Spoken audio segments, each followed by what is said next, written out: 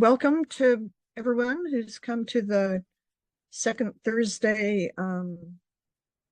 uh, botany talk of the California Botanical Society. I wanted to remind people that if you've missed earlier talks or want to hear any of them again, the recordings are on the CalBotSoc website. Go to Botany Outreach, and under there you can see previous speakers. And also I wanted to mention that Glenn Morrison is going to be next month's speaker. But for this month, we're pleased to have Rebecca Nelson giving a talk. She's a PhD candidate in ecology at the University of California, Davis. She's advised by Susan Harrison and Fernanda Valdovinos, and she studies how human-caused changes in the environment affect plant-pollinator mutualisms in California grasslands, especially invasive species. Some of you know that we tend to ask our speakers if there's anything outside of their research work that they are enjoying doing. And Rebecca very modestly said, well, you could say I like to write poetry. And in fact, she is a published poet. She's had her poems published in a wide range of journals and media.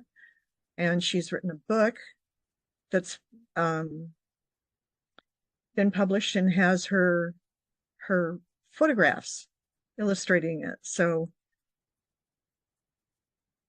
a very accomplished poet, it sounds like. And she's going to talk to us about the effects of invasive plants on plant-pollinator mutualisms in serpentine meadows. So thank you, Rebecca. And thank you so much. Yeah, thank you for the kind introduction. Would you like me to proceed with starting my talk? It's up to you. You're in charge now. Great. I think for some reason it's no longer letting me share my screen. But I think once it lets me share my screen, I can pull up my slides.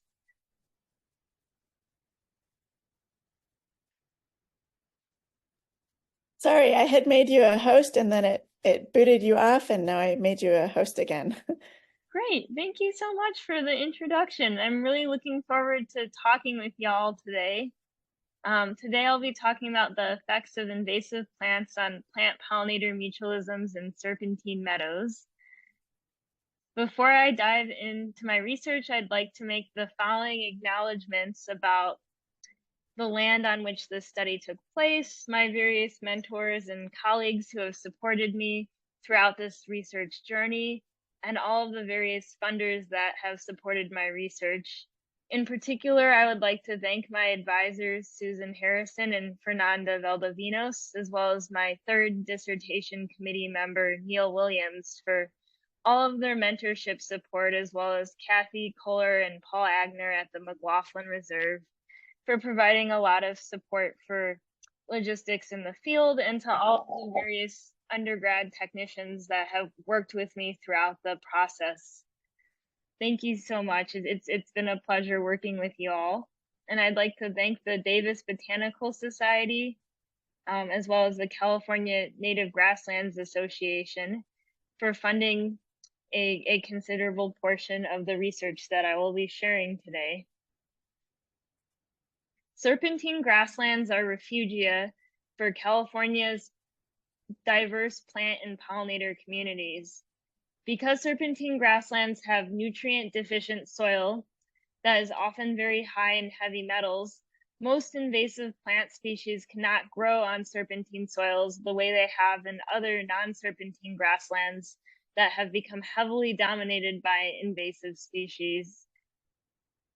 Often when we think of threats to these serpentine grasslands, we might think of the few invasive species that are able to tolerate serpentine soils, or processes like nitrogen deposition from car exhaust, where the chemistry of the soil changes in ways that can affect the plant community and make it more conducive to invasive plants. But what doesn't come up as much in conversations around the conservation of serpentine grasslands is that they often occur in patchy mosaics with other types of plant communities, and pollinators, which are highly mobile animals, can move across the landscape between these different plant communities, crossing ecological boundaries. Where I work up in the Coast Range, you often find serpentine grasslands, such as the one pictured in this photo, in close proximity to non-serpentine grasslands. And the serpentine grasslands tend to have really biodiverse communities of wildflowers, whereas the non-serpentine grasslands that occur nearby tend to be heavily invaded, with often the few wildflowers that are there being mostly invasive species. And because pollinators like honeybees and bumblebees can move between these patches of plants, potentially invasive plants that are in these non-serpentine ecosystems can have cross-boundary effects on the serpentine native wildflowers in the neighboring ecosystem through the cross-boundary movement of pollinators across these plant community boundaries. A gap exists in the literature as to the extent to which these types of cross-boundary effects might happen, and also the extent to which these invasive plants can then have indirect effects on serpentine native plants through shared pollinators. And because these plants are growing on different types of soil, the effects that we would be seeing would be primarily through competition for pollinators and not from plant-to-plant competition for soil resources. So it also provides an opportunity to ask questions about pollinator competition between plant species independently of soil competition. I hypothesize that a couple different things could be happening when we're broadly asking the question, do invasive plants have pollinator-mediated effects on neighboring serpentine plants? One situation that could happen is that invasive plants could outcompete native serpentine plants for pollinators by taking more than their fair share of the shared pollinators between the different plant species. So in this case, pollinators might favor foraging on the non-serpentine plants, which would have negative effects on the pollination and fitness of serpentine wildflowers. Alternatively, invasive plants in the non-serpentine might have facilitative or positive effects on the pollination and fitness of native serpentine plants. This could happen through what's often called in the literature a magnet effect, where the invasive plant might act as a magnet that attracts overall more pollinators to the boundary area that then otherwise might be there. And these pollinators could still favor foraging on the serpentine plants in ways that would then benefit the pollination and fitness of serpentine wildflowers. To test these hypotheses, I focused on two pairs of invasive and native plants. So the first set of plants I looked at bloom in the spring, and they are both legumes. The hairy vetch, or Vicia villosa, is an invasive legume that has become fairly abundant in a lot of California grasslands, but only occurs on non-serpentine soils. In contrast, the native legume, the bull clover, or Trifolium fucatum, tends to mostly occur on serpentine soils at my site where it's not displaced by the vetch. In the summer, we get two asters that similarly, one is native and one is invasive. In the non-serpentine soils, we get yellow starthistle, or Centaurea solstitialis, which is a particularly pernicious invasive species in California, causing a lot of economic damage each year to California rangelands. In contrast, on serpentine soils, particularly in seeps, we have the serpentine sunflower Helianthus exilus, also sometimes called Helianthus bolanderi exilus, that is a rare endemic plant to the Coast Range. Both these pairs of plant species have a lot of overlap in their pollinators because they're within each pair part of the same taxonomic family. I chose to focus specifically on asters and legumes because those are the two most abundant families of wildflowers and grasslands, and both of these families provide really essential provisioning services for pollinators. I also chose to look at two different times of the season, the spring plant community and the summer plant community, because I think that there could be interesting differences between these two types of plant communities. Where I work in the Coast Range, the spring is when the peak flowering happens. You just get these beautiful carpets of wildflowers all over the landscape. So the spring plant community in the Serpentine tends to be much more species diverse than the total number of species that bloom during the summer. So my hypothesis with this is that the spring plant community might be more robust to the effects of the invasive plants than the summer community, because ecological theory often predicts that the more diverse a plant community is, the more resilient it might be to the effects of a single invasive plant species on that community. So how did I go about testing these hypotheses? I did an observational study at the University of California McLaughlin Reserve, which is up by Clear Lake, where there's a diverse mosaic of serpentine and non-serpentine soils. I set up a series of meadows that had varying levels of invasive and native plant abundance, and I used CalFlora to map out where all of the patches of vetch versus clover were, and I noted their relative abundances within the landscape. I then conducted pollinator visitation surveys on the focal plant species of interest. I collected seed set data on them and also looked at the overall network of plant-pollinator interactions within these boundary meadows. I then used the same exact methods for the sunflowers and the thistles in the summer as well. So now I will share three main results that I got from my research so far. I now have about 4 years of data on the study system. I'm in the process of collecting that fourth year of data. So I'll be going back out in the summer to continue doing these surveys. So here's what I found for pollinator visitation. So the left panel shows the results for the bull clover, which is our native serpentine spring blooming legume. And then the right panel shows results for the serpentine sunflower in the summer. The y-axis is the pollinator species richness on the native plants. And then the x-axis shows the invasive to native plant ratio. So what that ratio is the total number of invasive plant flowers to native plant flowers for each pair of species. So for the clover, it would be the ratio of vetch flowers in the boundary area to clover flowers. And then for the summer, it would be the ratio of thistle to sunflower in the landscape. I then noted the statistical trend lines, and throughout my graphs, if you see a solid line, like is shown on these two graphs, that will denote a statistically significant trend.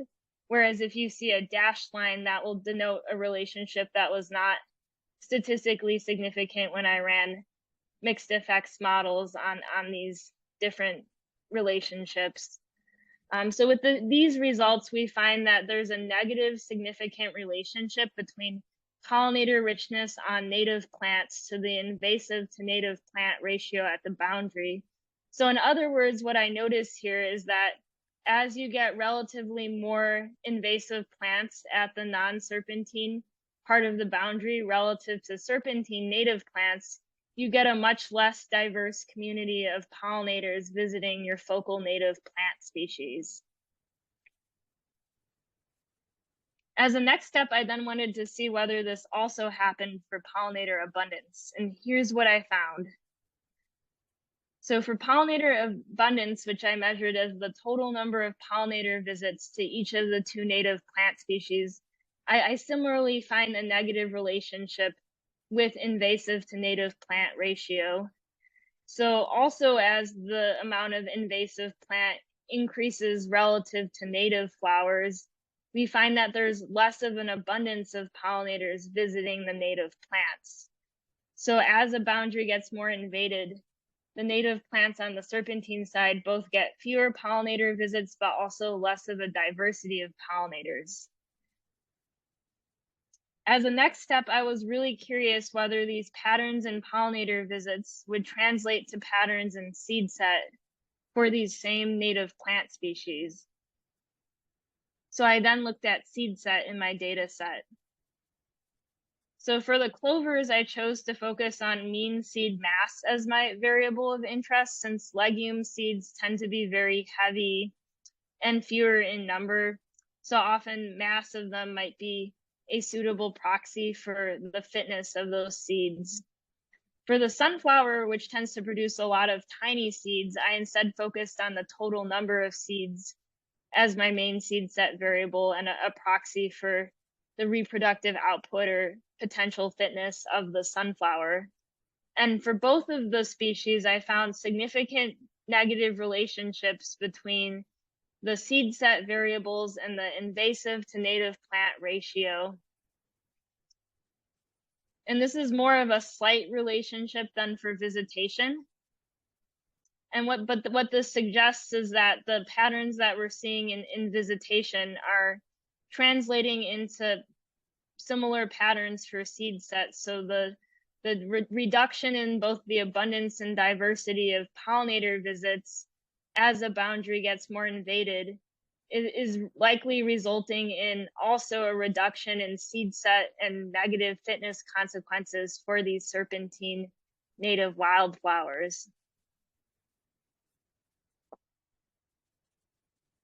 These sets of focal plants don't exist in isolation. So as a third step for my study, I also wanted to better understand the role that these pairs of plant species have within the broader complex web of diverse plant pollinator interactions in which they're a part of. So I then analyzed the structure of plant pollinator networks for each of the serpentine, non-serpentine boundary meadows that I surveyed. So I'm going to show some network graphs, and in case you haven't encountered plant pollinator network graphs before, I'm first going to walk you through a little bit how to interpret these sorts of graphs. So every box you see on the top row of these networks represents a unique pollinator that was surveyed within that particular network. And every box on the bottom row represents a unique species of plant that I surveyed.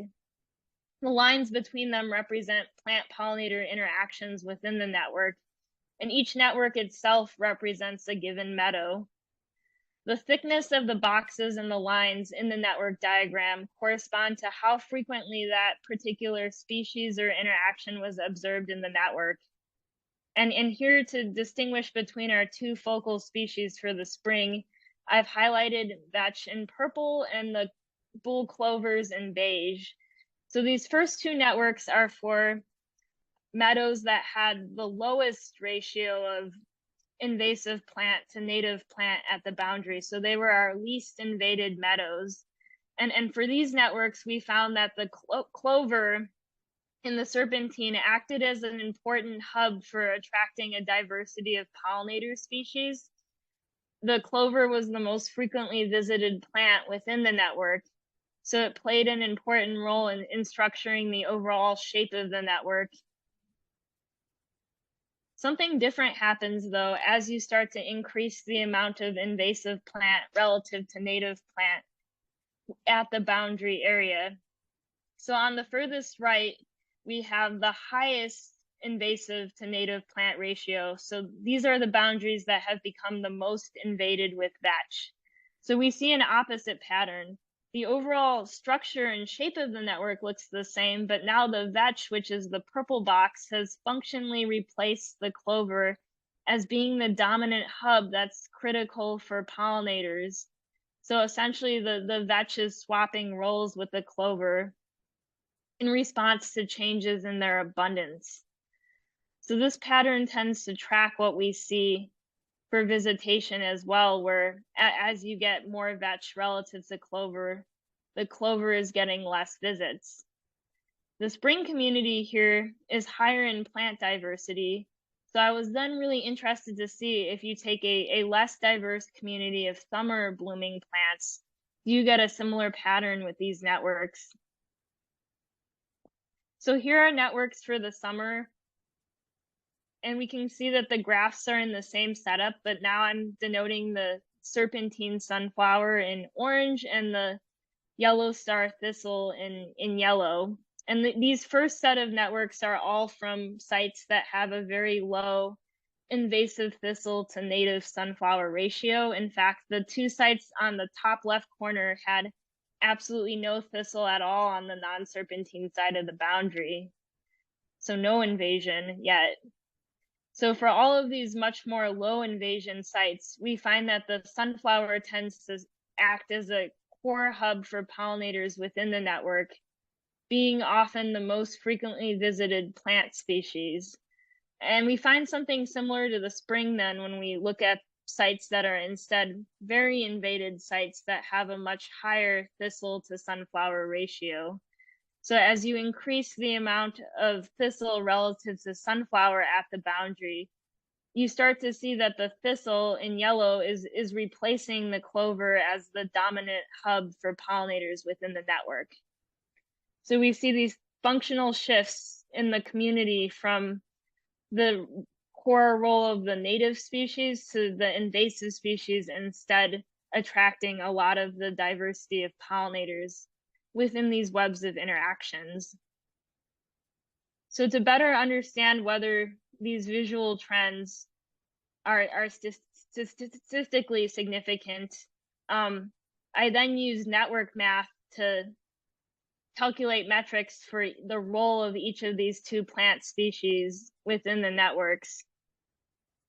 So here I'm measuring network contribution, which is the contribution of each of these individual plant species to the overall nested structure of the network.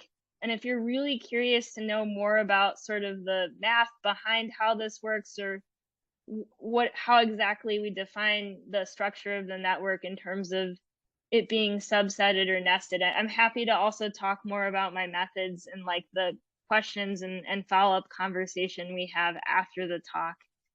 But essentially the y-axis is showing the relative role that each of these invasive species is having in contributing to network structure. And then on the x-axis, we have invasive to native plant ratio. So for both of these species, we find a positive relationship between contribution to network structure and invasive to native plant ratio.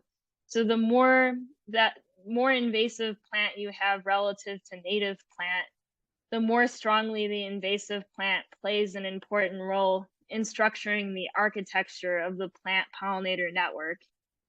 However, one key difference is that this relationship is not statistically significant in the spring, but it is for the summer. And there's a couple explanations for this. One might be that there are overall fewer meadows in the spring data set, so there's a much smaller sample size. So it may be a bit harder to detect a pattern. So I'm going to be addressing that in my current work I fortunately was able to survey a bunch more meadows this spring, and I'm in the process of analyzing those data to add on to this spring analysis. The other explanation, though, could be that this data are supporting my original hypothesis that the summer network would be more vulnerable to the effects of the invasive species because there's less diversity of plants to begin with. So perhaps because the spring networks are more diverse, there's more plant species as alternatives for pollinators to buffer the effect of the single invasive species on the structure of the network. As a next step, I was then able to use the network metrics to look at how do these invasive species indirectly affect the focal native species. So this time on the y-axis, we have the indirect effect of the invasive plant on the native plants. So what this is measuring is it's essentially taking all of the pollinators that both visit the vetch and the clover, as well as all of the pollinators that visit both the sunflower and the starthistle, and asking who gets more of the share of the shared pollinators. Is it the vetch or is it the clover? And it's essentially calculating the degree to which the vetch is taking pollinators away from the clover, or in the case of the summer, the starthistle is taking some of the shared pollinators away from the sunflower. And for both of these, we similarly find a positive relationship between the indirect effect of the invasive species on our focal native wildflowers and the invasive to native plant ratio. So as we get a more invaded boundary, the invasive plants exert a stronger competitive effect on the native plants through these shared pollinators.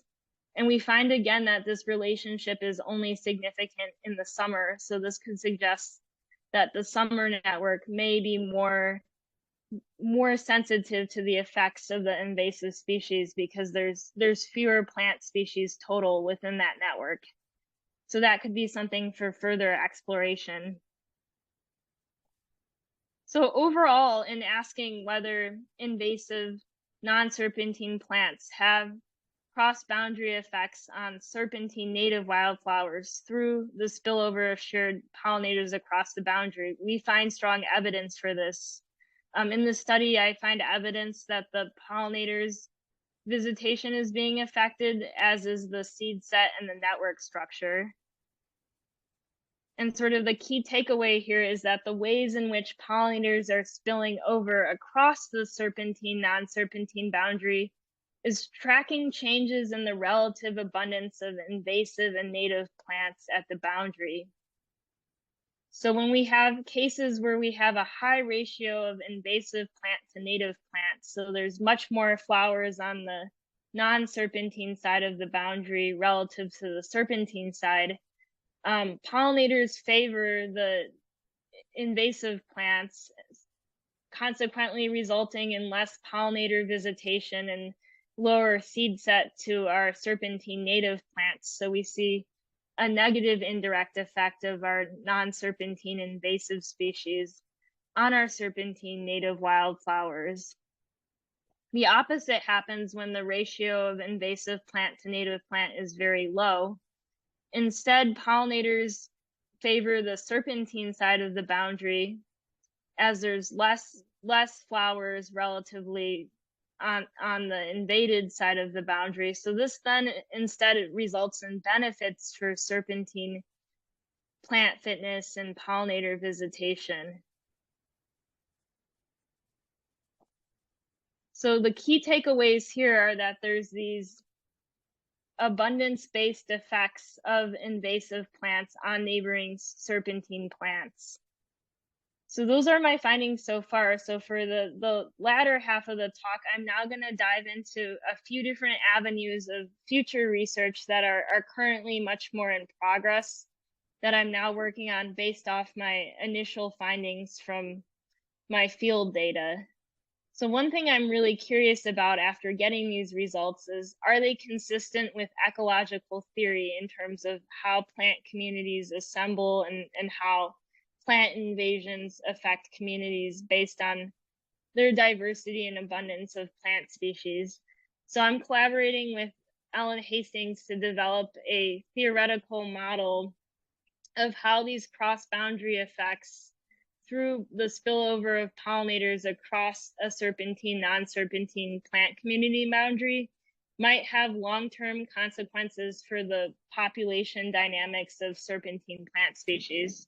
So one advantage of working with theory is that it can be potentially take a lot of years and time of intensive data collection to really get population level demographic data on some of these serpentine plants. So as a starting point, I'm using math informed by the biology of the system to simulate how these invasive and native plants are changing in abundance over time in terms of their long-term population dynamics based on how successful pollination and seed set might affect their populations.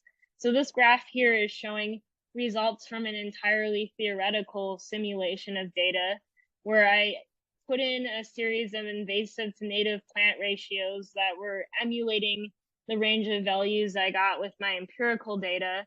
And then I was able to use demographic equations to then look at the response of the native plant population over time. And so far with my preliminary simulation results, I find that as you get more invasive plant relative to native plant, you see a decrease in the population per time for the native plant.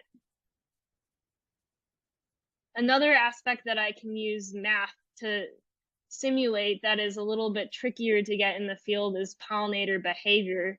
Most of the effects that I found were really driven by plant abundance, but it's also possible that the foraging behavior of the pollinators could affect this further. The main pollinators I tend to get for these plants are honeybees and bumblebees, which are highly social, though I do also get a lot of solitary bee species as well, and some butterflies and moths and flies. So one key aspect of pollinator behavior is what's known as constancy, or the tendency of pollinators to be loyal to a particular plant species. So if a pollinator has high constancy to the native plant species, it will visit the same native plant species over and over again as it goes from plant to plant instead of switching around. And from the plant's perspective, this is really great because if you're visiting the same plant species every time, that way that plant is going to get pollen from the same species. Whereas if the pollinators don't really have a preference for any given plant and they're switching around between different plant species, that can be negative for the plant's fitness because they might get the wrong type of pollen on their stigma.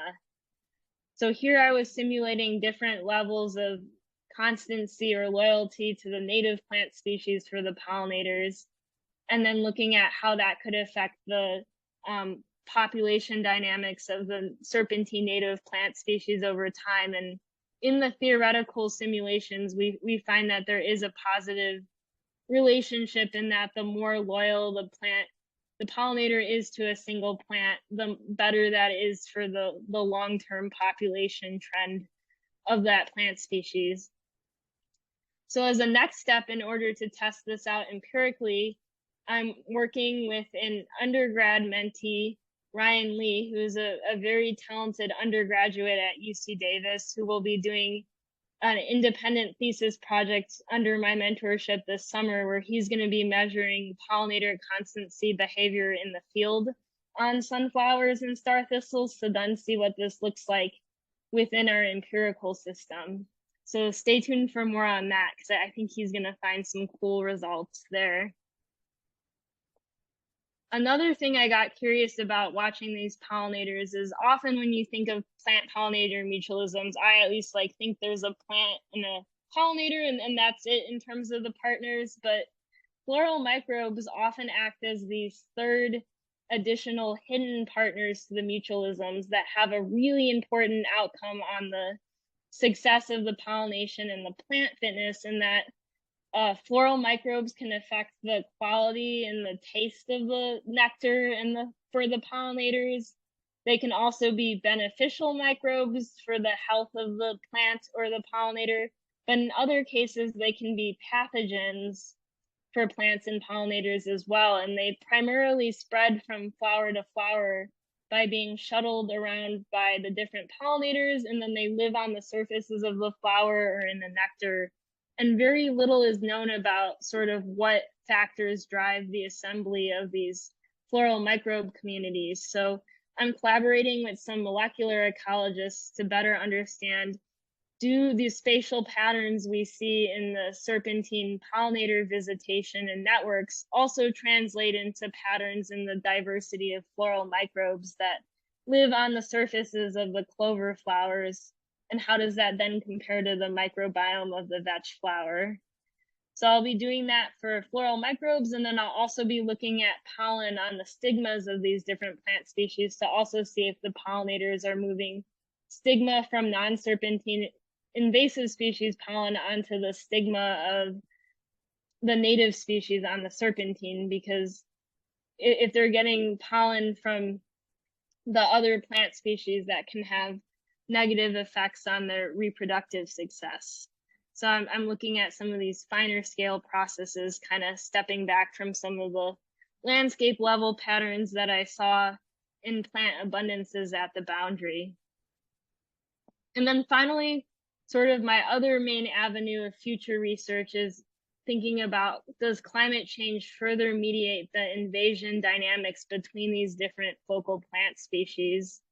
California has such high interannual variation in precipitation that this tends to produce a lot of year-to-year variation in grassland plant communities.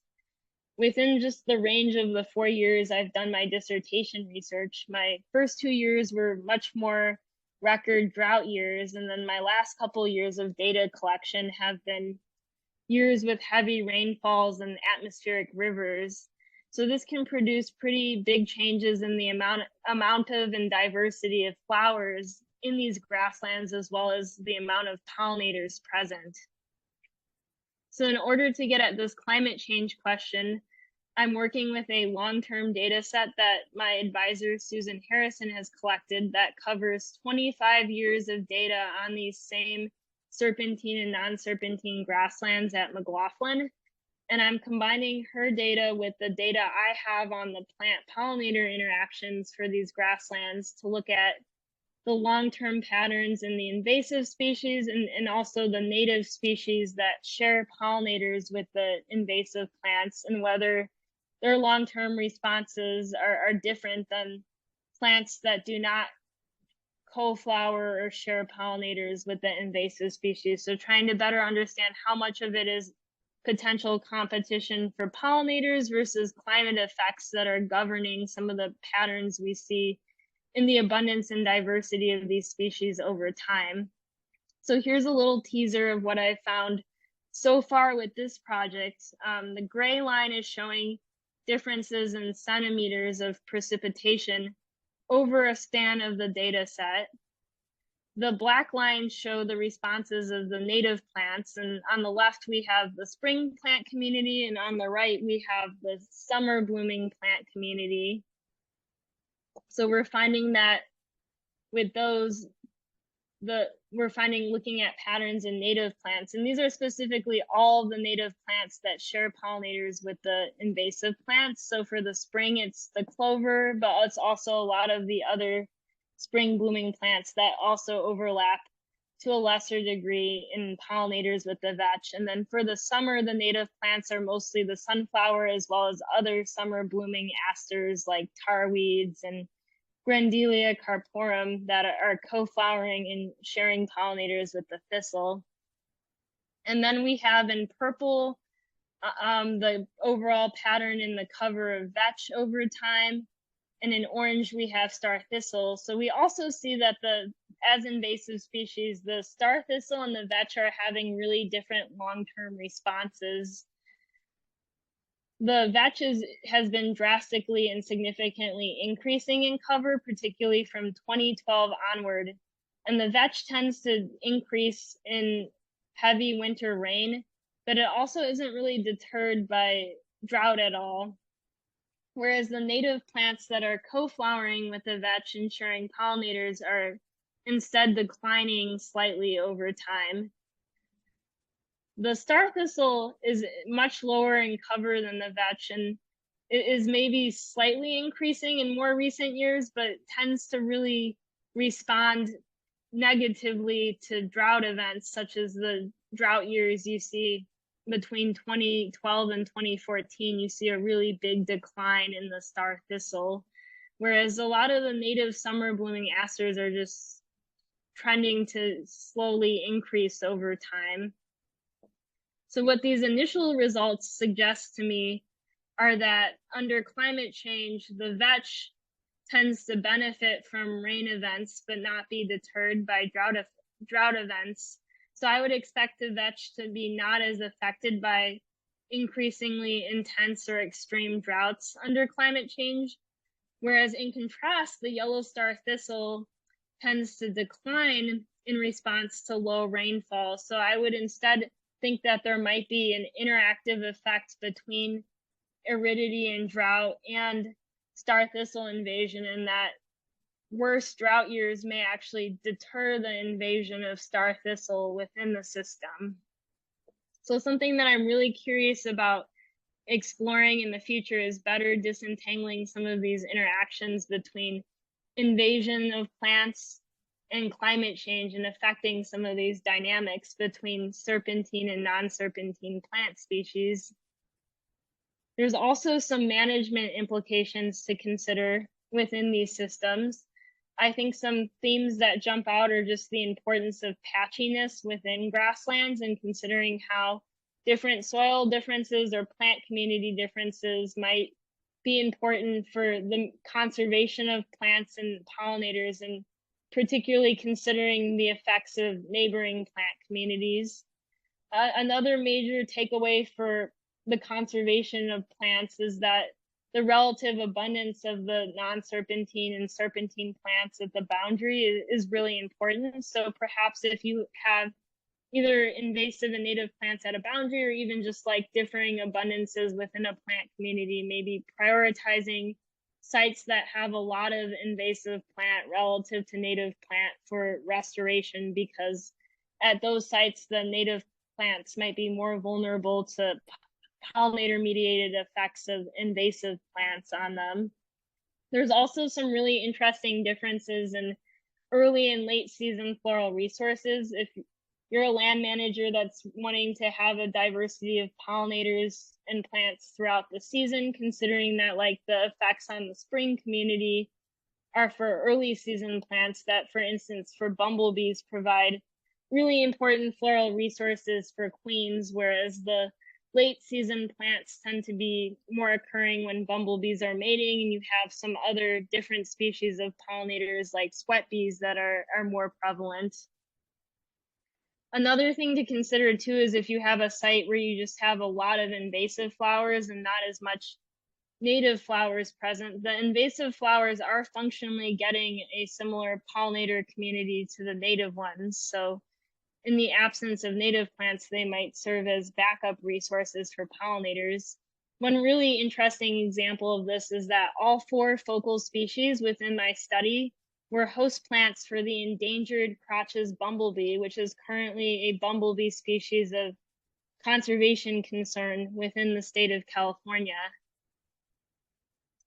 So if we go back to tie this back to the original idea with which I started the talk, that we think of serpentine grasslands as refugia, I want to add on to that statement that they are these important conservation refugia for plant diversity in California, but that it's important to acknowledge that they exist within these patchy landscapes where you have different mosaics of plant communities. So thinking of the serpentine not just as its own isolated system, but considering the effects of neighboring non-serpentine plant communities and the invasive species that they hold on these serpentine communities, I think is important to consider from a conservation standpoint. And I think this lesson can be extended beyond the serpentine, non-serpentine system as well. With wildfire management in California, you often get patchy mosaics of forests versus more open meadow systems. If you're someone that's interested in coastal prairies, you might get chaparral or coastal scrub that's co-occurring with your prairies. And a lot of these serpentine meadows often exist within matrices of urban areas too, where you have really unique assemblages of plants from people's gardens. So it also raises a lot of future questions to how pollinators are moving through patchy mosaics within all of the different plant communities that we have in California, and whether there are more of these cross ecosystem effects of plant communities on their neighbors through just how mobile pollinators are across these patchy landscapes. So if you take away one thing from this talk that's like a central message, it's that patchiness is really important to consider when thinking about plant and pollinator conservation. Thank you so much.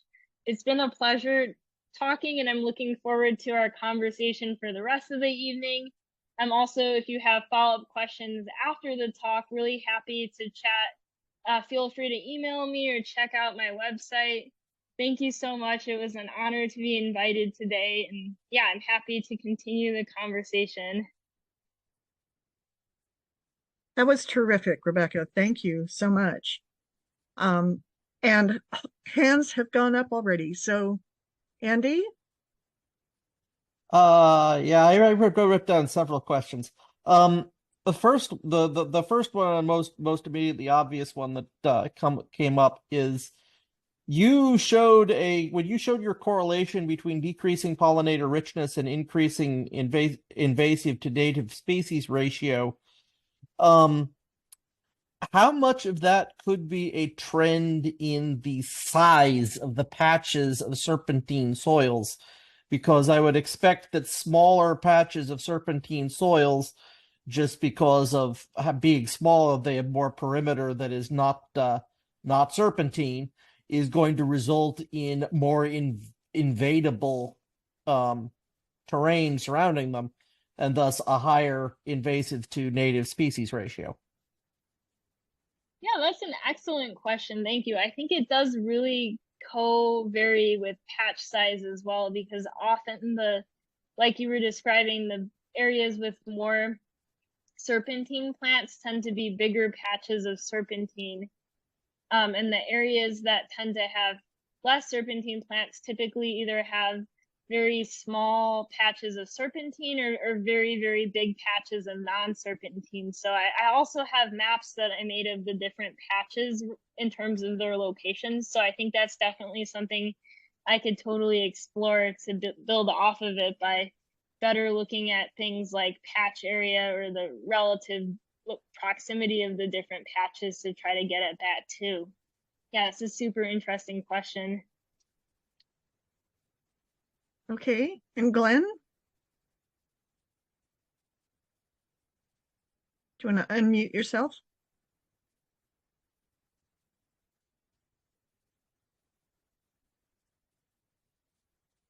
Glenn Holstein?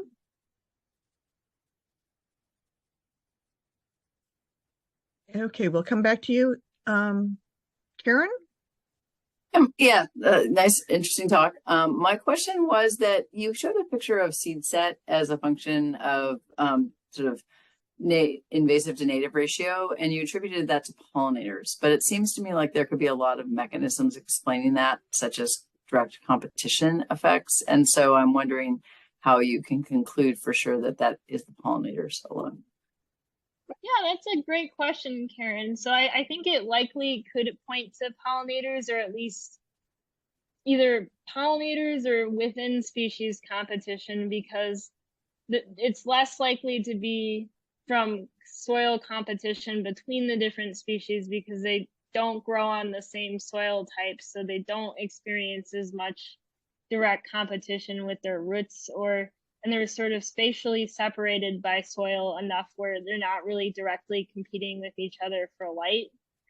So there could also potentially be some competition effects of within a species, the different individuals of the native species competing with each other for competition. So to kind of look at that angle, I didn't share this today in the talk, but I looked at individual level pollination per plant. So we do find that in the bigger patches of native plants that each individual plant tends to get less pollinators on average, but the patch as a whole tends to get more. So I think I think you're totally right that a few things could be going on, but I think it's kind of a combination of within species competition, but also then between the two species, the presence of where the pollinators are going on the patches within the landscape. So the starthistle and the vetch don't overlap spatially with the native species. Yeah, they don't overlap spatially. Like they don't do well on serpentine soil. Like occasionally they'll try to grow on it, but they tend to not really have much success. So they tend to be pretty discreetly segregated into little clumps where they're not as directly competing for soil resources. Okay, thanks for explaining that. Kathleen? Thanks for a really interesting talk, Rebecca. I wanted to ask a little bit more about the pollinators in terms of their identities, because you have this like ratio of invasive to native plants, but the pollinators are also a mix of non-native and native species. And I was wondering if you saw any differences in that mixture as you moved across this boundary. Yeah, thank you, Kathleen. Yeah, I think that also is a super fascinating question. I think one particular thing to note is that the most common pollinators tend to be either European honeybees, which are not native pollinators, or native bumblebees. And I did find some evidence of like a potential co-invasion effect in that, like, when the honeybees tended to go for whichever plant species was most abundant. So they tended to mostly go on the invasive species if it was relatively more abundant to the native species, and vice versa. So the bumblebees did this too. So I so far haven't found evidence that like by going to the more dominant plant that the honeybees are then displacing the native bees from it. But I think like that could be a really interesting future question, because I know other researchers have definitely found cases where the honeybees can sometimes outcompete the native bee species for resources and take up a lot of space within the dominant plant species. Yeah, it's super fascinating to think about. Thank you. Glenn? Yes, I finally fixed the mute so I can ask a question. I was just wondering why you use terminology for your plant communities that excludes the plants you're studying, since they're not grasses. Yeah, I was kind of using grasslands as a more general term. I think they are more also prairies, but it's like, yeah, I would say the serpentine systems are more like true prairies in the sense that they're mostly forb dominated. Unfortunately, the invaded non-serpentine really is more of a grassland, because although there are some invasive flowers there, the big contributor of the biomass in those tends to be your exotic annual grasses. But maybe they can become more prairie-like with restoration, hopefully. Yeah, because they were historically is certainly dominated by forbs rather than grasses. We know more about that at the present time. Yeah, they definitely were historically forb dominated. Andy, you had another question? I did. The other question is, when you were looking for your future work about climate change affecting invaders and invasion successes, are you accounting for changes in disturbance regimes, particularly fire? That's a great question. So that particular analysis, I haven't yet considered disturbance regimes, but I think it would be a very interesting thing to add on, because the fire history of the area where I work is also very unique in that some areas have burned twice within the span of a few years, and other areas have burned once in recent years, and others not at all. So I think there could definitely be some really interesting fire, and also considering the grazing history of some of the area as well. Yeah, I think that's a really excellent idea, Andy. Thank you. And Brian? Hi, enjoy the talk. I came in a little bit late, so I don't know if you addressed this in the beginning, but yellow star thistle is a really popular plant with pollinators, and I wonder if there's any data from the native range of yellow star thistle regarding how well, how pollinators are attracted to it compared to its sympatric plants over there. That's a really cool question, Brian.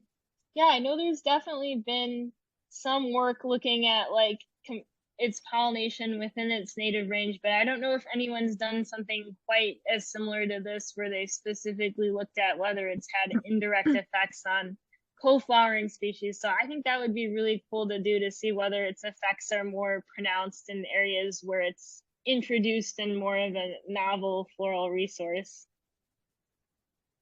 There may already be data out there, so. Cool. Yeah, I will definitely keep an eye out because I think it'd be really fun to make that comparison. So, Rebecca, Mike Simpson had to leave, but he left a chat saying very interesting work. Good fortune in the future. He has to go, but he says, I'm intrigued by the microbe transfer. If you have more information on that, please post or send it to me. So follow up with Mike Simpson. That sounds great. Thank you. Yeah, I'm happy to follow up with Mike Simpson on that. There are some really cool papers and other systems about microbe transfer on flowers, and I'll be sending my microbe data off for sequencing pretty soon. So I'm hoping in the coming months this summer to have a bigger update on that part too. Thank you. Good. Are there any other questions? All right, so this was wonderful, Rebecca. Really, really appreciate it, and look forward to hearing about how the new research goes. Andy, are you clapping? Andy's clapping. And there's another question. Who is Hart Singer? Oh, hey, how's it going? So this is less of a question and more just a comment. My PI, who's Brian Perry at Cal State East Bay, has been doing interesting work studying the fungal communities of Sarcodes sanguinea nectar up in the Sierra Nevadas. So I thought it was fascinating that you went that you were talking about the microbial communities of these flowers. And also, I'm doing my project on fungal communities in serpentine versus non-serpentine plants at the McLaughlin Reserve. So I thought it was really cool to see your talk and kind of get my finger on the pulse of the research that's happening in this. That's awesome. Yeah, I would love to hear more about both your advisors and your research projects. It seems like a lot of potentially interesting crossover in theme. And yeah, I think the like soil differences in fungal communities, there's just so much you could explore with that topic. Thank you. Thank you. Glenn, did you have another question? Yes, I did. I was curious about the taxonomy of your pollinators. Were they overwhelmingly bees, or were there some other taxa involved as well? Yeah, that's a great question, Glenn. Yeah, they were mostly bees, but I did get some moth and butterfly taxa and some beetles and flies. And within the bees, there were some interesting differences between spring and summer in that the legumes have such a deep flower. They tend to mostly get only the long-tongued bigger bees like honeybees, bumblebees, but also osmia, mason bees, and eucerid longhorn bees as well. But the summer asters have these like very flat composite flowers that are open to both the big bees, but also the smaller bees. So you get a lot more little tiny sweat bees like Halictus and Lasioglossum species on the summer pollinator community. So there's some really cool variation and just like a lot of diversity. There's also a lot of Melisode bees that I get on the sunflowers. Thanks. Art, did you have another question, or your hand is still up? Oh, my apologies. I forgot to put it down. I'll put it down. Okay. Anyone else? Okay, I think we need to let Rebecca go. Thank you all, and we look forward to seeing you next month. Thank you so much. It was so wonderful chatting with y'all, and yeah, thank you for the wonderful questions. Thank you, Rebecca. Yeah, thank you. Thank you for hosting, Nancy. You're welcome. Okay. Kathleen, do you save the chat? No? Yes, I can. I didn't see how I could do it, so. It shows up in my Zoom account, but Okay. it doesn't get posted. Rebecca, if it's okay with you, we'll post the talk on our YouTube channel. But we don't usually post the chats, but if there's something in the chat that you would want to save, I can send it to you separately.